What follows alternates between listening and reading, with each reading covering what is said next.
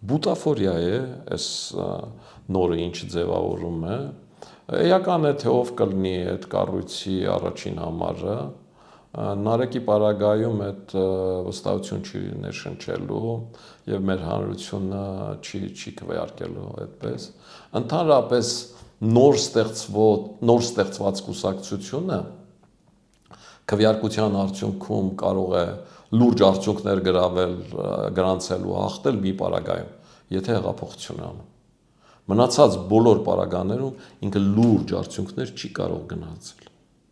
Այդ օրինաչափություն է, դա քաղաքական օրինաչափություն է, ինքը դեռ պիտի անցնի բազմաթիվ էտապներ, որ քաղաքական կուսակցություն դառնա, կարողանա այդ քաղաքական պայքարում արմունկները բանեցնել և կարողանա քվեհավաքել։ Այն, որ այ տեսեք նոր մարդ է, ինձ տուն է օգնել և այլը,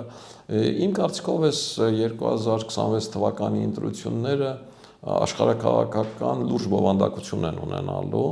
և բոլորն էլ այսօր հասկանում են, որ Սամվել Կարապետյանն Ռուսաստանի Դաշնության քաղաքացի է,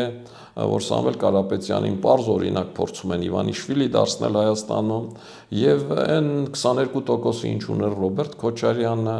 և այն 5%-ը ինչ ուներ Սերժ Սարգսյանը, ընդհանուր իրար հետ ասենք միասին վերցրած 27-28% այսպես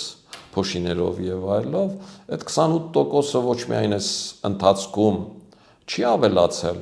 այլև 2023 թվականի բռնի տեղահանումից հետո էլ ավելի է մաշել։